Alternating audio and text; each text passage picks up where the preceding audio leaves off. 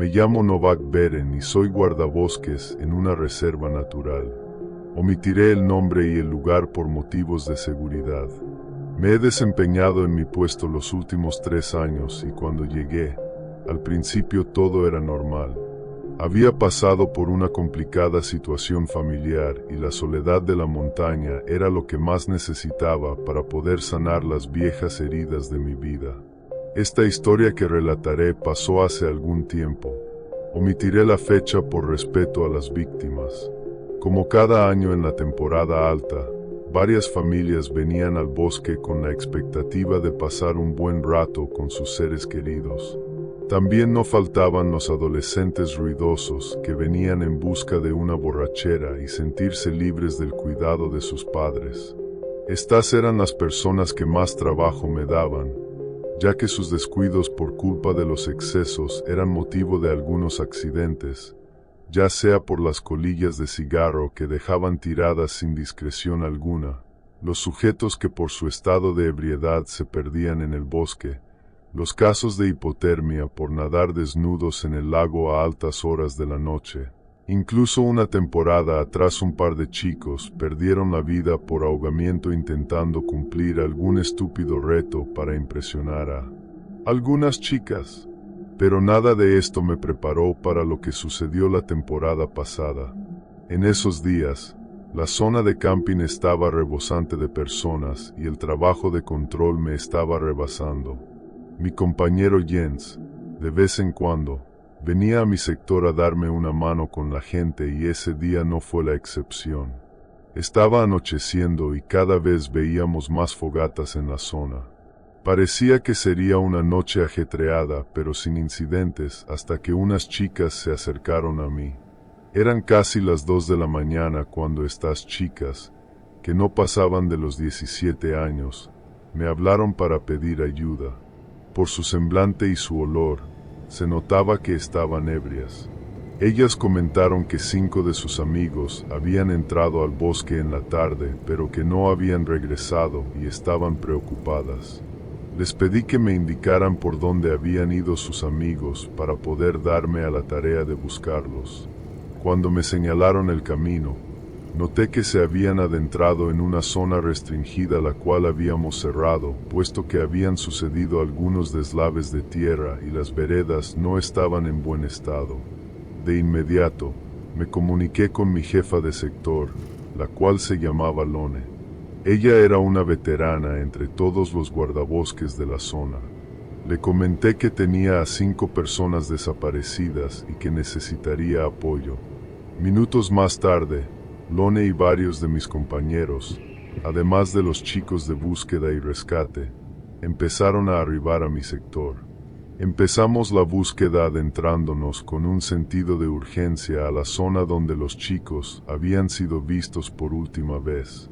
Teníamos este sentimiento de urgencia, puesto que las temperaturas en ese momento rondaban los -10 grados y recordemos que estos chicos habían desaparecido desde la tarde y estaban en una zona inestable de deslaves. Nos dividimos en varios grupos de búsqueda para peinar la zona. Jens, mi compañero Bjarne y yo nos dirigimos en conjunto a revisar el lado norte donde los deslaves habían sucedido y donde más inestable era la zona. Caminamos horas en busca de los chicos sin encontrar rastro alguno. Cuando llegamos a las faldas de la montaña del lado norte, ya eran casi las 6 de la mañana. Los 3 estábamos exhaustos por todo el recorrido y seguíamos sin rastro de los chicos en esa zona. Las radios no tenían buena señal porque llevábamos 2 horas incomunicados con los demás grupos de búsqueda. Bjarne sugirió que él regresaría al punto donde había señal de radio para comunicarnos con los demás equipos para saber si había alguna novedad, mientras Jens y yo seguiríamos con la búsqueda un tiempo más. Así que eso fue lo que hicimos. Bjarne se fue y Jens y yo seguimos buscando rastro de los chicos. Para este punto, ya eran las 2 de la tarde y las fuerzas empezaban a flaquear, hasta que Jens notó un zapato deportivo cerca de una arboleda. Jens notó el zapato porque era de un color fluorescente de esos que se usan para los chalecos reflectantes. Cuando investigamos la zona, encontramos algo impactante, rastros de sangre por algunos árboles y plantas. No era mucha, pero se notaba que la sangre ya estaba seca. Pensamos que algunos de los chicos pudo haber tenido un accidente y así que nos apresuramos a seguir investigando la zona, pero al cabo de unas horas no logramos encontrar nada. Después de horas de búsqueda, Jens y yo estábamos agotados y preocupados.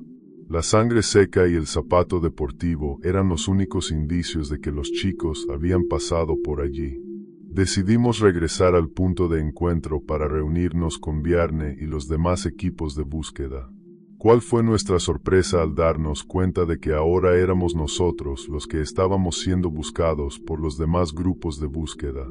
Me encontré con una Lone molesta que no nos empezaba a reprender por no avisar de nuestra posición. Nosotros, confundidos, comentamos que Bjarne había regresado para poder dar estatus de nuestra posición, además de que comentamos de nuestro descubrimiento. Lone nos comentó de que Bjarne nunca había regresado. Nosotros, visiblemente preocupados, intentamos ponernos en busca de Bjarne, pero Lone no nos lo permitió puesto que estábamos visiblemente exhaustos. Lone nos mandó a descansar un poco. Ellos seguirían la búsqueda de Bjarne y los chicos. Jens y yo estábamos preocupados. Ahora no solo 5 chicos estaban perdidos, sino que ahora nuestro compañero Bjarne también.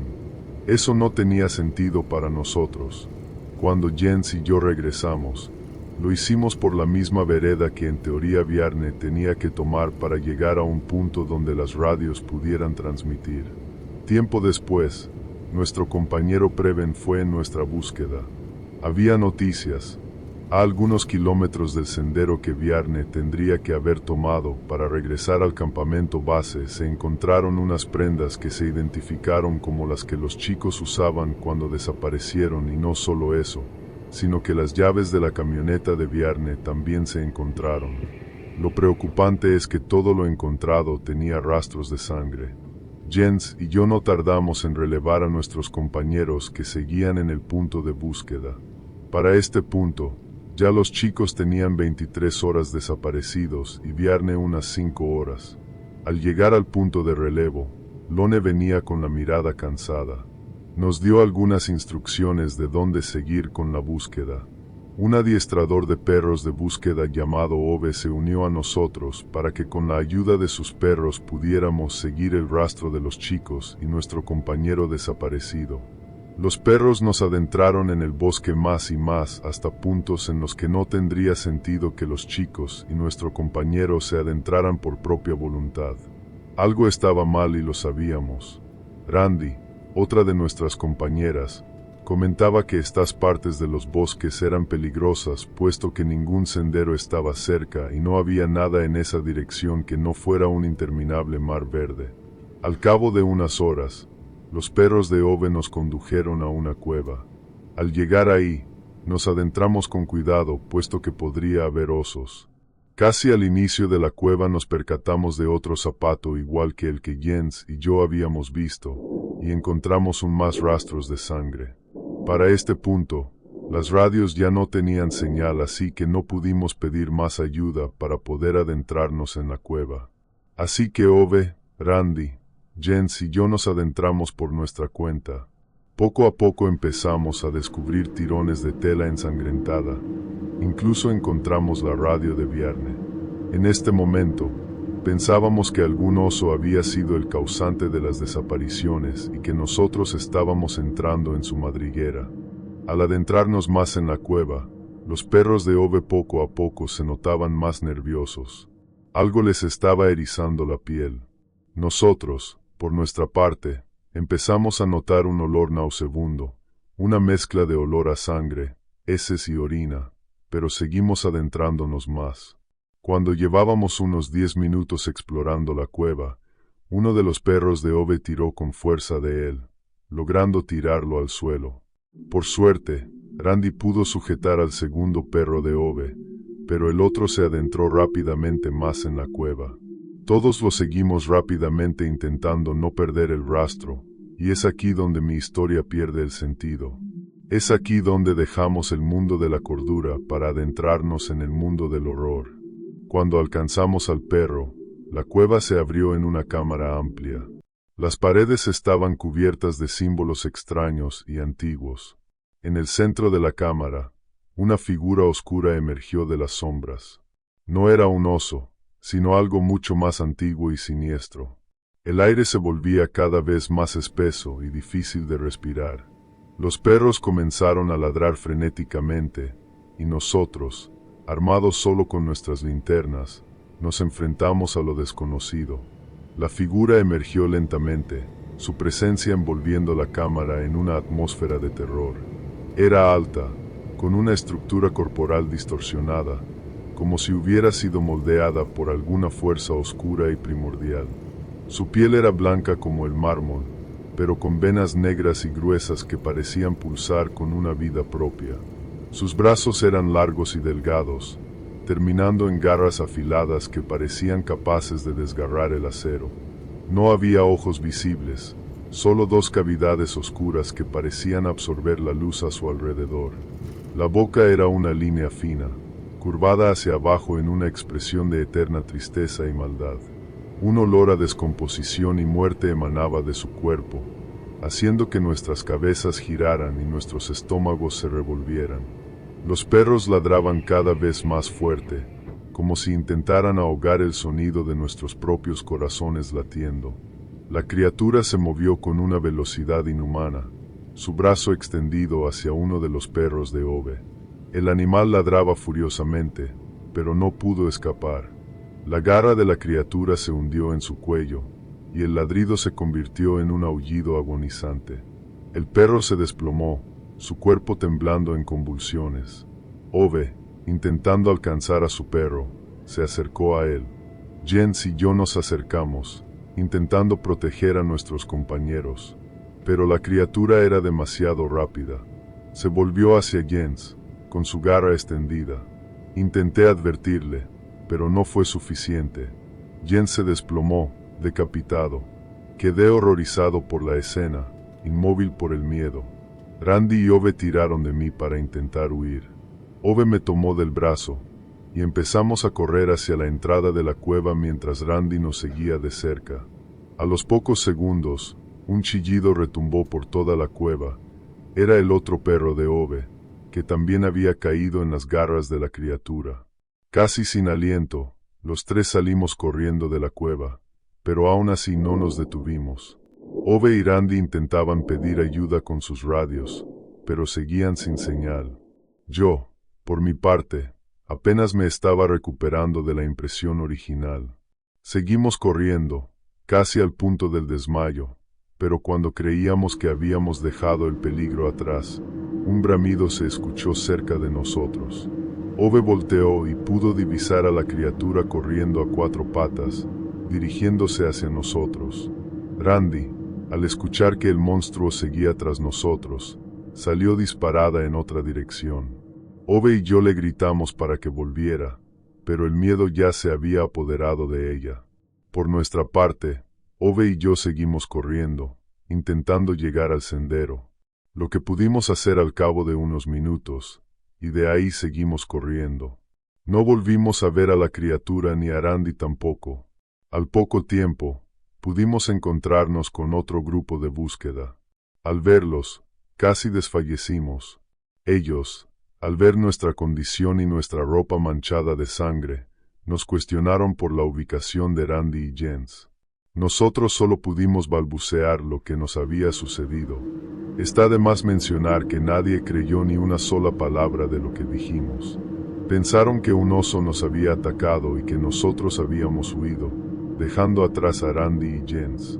Poco después, un grupo de búsqueda de 15 hombres, 5 de ellos armados con dardos y rifles con tranquilizantes, partieron en la búsqueda de nuestros compañeros. Ove y yo les rogamos que no fueran y, en caso de ir, fueran fuertemente armados, pero nuestras súplicas fueron desestimadas. Al cabo de 4 horas, solo 8 de los 15 que habían ido en la expedición pudieron regresar. Tenían la misma cara de terror y desesperación que Ove y yo teníamos. Otro grupo más numeroso, esta vez incluyendo policías y personas con más perros de rescate, partieron en la búsqueda de las ahora 15 personas desaparecidas. Por mi parte, Lone me había enviado a casa a descansar. Por su parte, Ove pudo sacar el valor para ir en la segunda expedición, para ir en busca de la criatura. Al llegar a casa, poco pude hacer para conciliar el sueño, pero después de tantos días sin un verdadero descanso, pude al fin conciliar algo de sueño. Poco después, Lone se comunicó conmigo. Me comentó que pudieron encontrar restos de 13 de las personas desaparecidas en la cueva, entre ellos los chicos desaparecidos, los restos de Jens, Bjarne y los perros de Ove. Pero sobre Randy y otras personas no se pudo ubicar nada. Tampoco se pudo localizar a la criatura. Tiempo después, todos los que estuvimos involucrados en el caso fuimos citados por altos funcionarios de gobierno. Nos hicieron firmar acuerdos de no divulgación y no dieron ningún dinero para que estuviéramos de acuerdo. La versión oficial fue que los chicos fueron a explorar una cueva y quedaron atrapados por un derrumbe, y al quererlos rescatar, varias personas más murieron a causa de un derrumbe. La noticia fue algo grande en mi localidad, pero supongo que los peces gordos impidieron que se expandiera a más gente. En fin, yo seguí trabajando de guardabosques. Es difícil encontrar trabajo en estos tiempos, pero ahora ya no exploro el bosque como antes. Sé que la criatura sigue ahí, esperando el momento para consumir de nuevo a quien se encuentre en su territorio.